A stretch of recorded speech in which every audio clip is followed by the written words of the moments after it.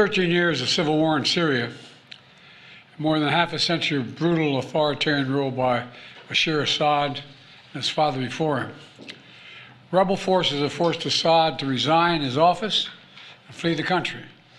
We're not sure where he is, but there's word that he's in Moscow.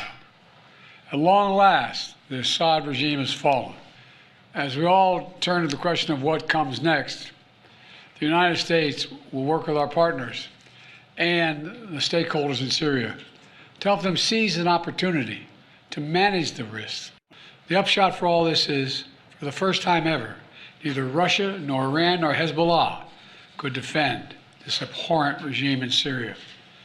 And this is a direct result of the blows that Ukraine, Israel have delivered upon their own self-defense with unflagging support of the United States. Our approach has shifted the balance of power in the Middle East. Through this combination of support for our partners, sanctions, and diplomacy, and targeted military force when necessary, we now see new opportunities opening up for the people of Syria and for the entire region. Looking ahead, the United States will do the following. First, we'll support Syria's neighbors, including Jordan, Lebanon, Iraq, and Israel, should any threat arise from Syria during this period of transition. I will speak with leaders of the region in the coming days. I had long discussions with all of our people earlier this morning. And I'll send senior officials from my administration to the region as well. Second, we will help ensure stability in eastern Syria, protecting any personnel, our personnel, against any threats, and will remain our mission against ISIS will be maintained, including the security of detention facilities where ISIS fighters are being held as prisoners. We're clear-eyed about the fact that ISIS will try to take advantage of any vacuum to reestablish its capabilities and to create a safe haven. We will not let that happen.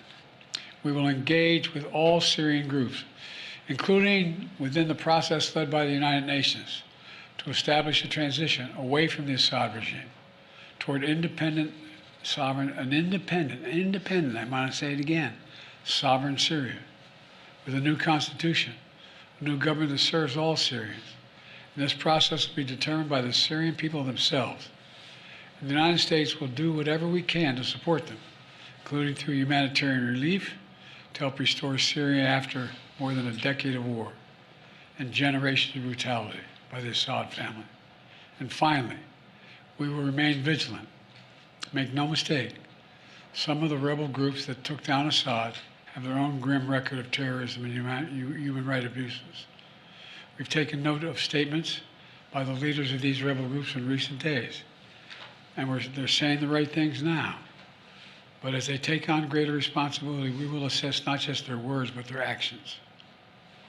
And we are mindful that there are Americans in Syria, including those who reside there, as well as Austin Tice, who was taken captive more than 12 years ago.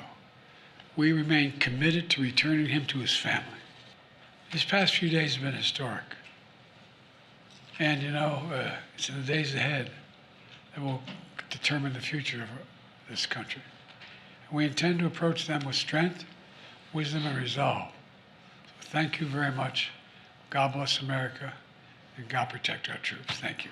What should happen to Assad now, Mr. President? Mr. President, are you concerned about that warrant released? What does the U.S. know about where Austin Tice might be and if he's safe?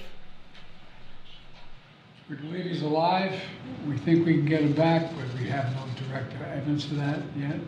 And Assad should be held accountable. Have you directed an operation to go get him, Mr. President? Is Assad in Moscow? Get who? Austin Tice.